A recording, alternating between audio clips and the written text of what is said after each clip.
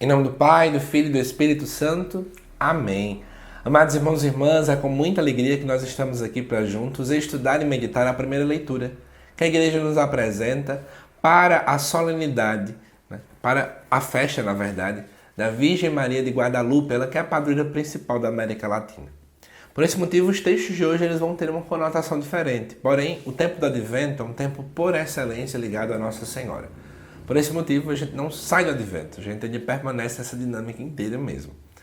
A primeira leitura se encontra lá em Gálatas 4, versículos de 4 a 7, que nos diz assim: Irmãos, quando se completou o tempo previsto, Deus enviou seu Filho nascido de uma mulher, nascido sujeito à lei, a fim de resgatar os que eram sujeitos à lei, e para que todos recebêssemos a filiação adotiva. E porque sois filhos, Deus enviou aos nossos corações o Espírito do seu Filho que clama, Abba, ó Pai. Assim já não é mais escravo, mas filho. E se és filho, és também herdeiro. Tudo isso por graça de Deus. Amados irmãos e irmãs, vamos lá atentar-nos ao que esse texto de fato quer nos falar. Primeira coisa, O livro de Gálatas, ele quando coloca essa dinâmica aqui sobre Jesus nascido sobre a lei, é porque ele queria realmente fazer um contraponto com um grupo de pessoas que estavam meio que dizendo que a salvação não vinha por meio de Jesus, mas vinha pelo cumprimento da lei, especialmente aquelas regras lá do Antigo Testamento, como por exemplo, circuncisão, algumas dietas alimentícias. Então eles diminuíam o poder de Jesus e colocavam um poder mais forte nessas práticas exteriores. Paulo, na verdade, começa a criticar tudo isso. E aí ele começa a falar um pouco daquilo que Jesus realmente nos traz, a liberdade que Cristo nos traz. Então ele começa a dizer, no versículo 4, no tempo certo, Deus não atrasou na hora de enviar seu Filho, ele envia nascido de uma mulher, e essa mulher, claro que é Maria, nascido sujeito à lei. E antes que você ache que esse texto não traz uma beleza mariana, eu te mostro agora.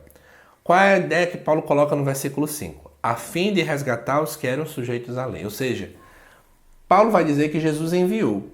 Ele nasceu de uma mulher e, portanto, um ser humano. Jesus é um ser humano, 100% homem, 100% Deus, mas ele é ser humano. Repito, esse 100% homem é importante nesse texto. Para poder salvar a humanidade. Paulo coloca que era importante para salvar, então, o ser humano. E aí onde Maria é muito importante. Porque para que ele pudesse ser humano, ele teria que nascer de uma mulher. E tudo isso para que pudesse, então, resgatar os seres humanos, que eram judeus, que seguiam a lei. E aí, diante dessa dinâmica, tudo isso a gente, então, consegue a filiação adotiva, porque Jesus é filho de Deus e agora, por meio de Cristo, eu também me torno filho. Mas agora um filho adotivo, Não é um filho na essência, porque senão também teria que ser Deus, porque filho de peixe, peixinho é. Mas aí a gente é filho adotivo. E aí, versículo 6, e porque somos filhos, Deus enviou ao nosso coração o Espírito que diz Abba, ó Pai, ou seja, Paizinho. Não somos mais escravos, somos filhos. E se somos filhos, somos herdeiros. Vamos olhar então para Nossa Senhora e ver o que esse texto pode nos iluminar. Amados irmãos e irmãs, Maria, ela é santa. E é interessante que Maria ela vive como alguém que não é escravo, mas que é filho e, portanto, herdeiro. Porque Maria, em sua vida, ela viveu a liberdade de ser filho de Deus, de ser filha de Deus. Uma liberdade para anunciar quando ela vai até a casa de Isabel. Uma liberdade e fortaleza para estar de pé aos pés da cruz, como João coloca para nós. Uma liberdade para poder glorificar a Deus, como aparece no Magnífica, em Lucas, capítulo 1. Ou seja, você vai observando que Maria ela é uma mulher livre. E ela experimenta a principal herança, que é o céu. Maria já está assunta ao céu.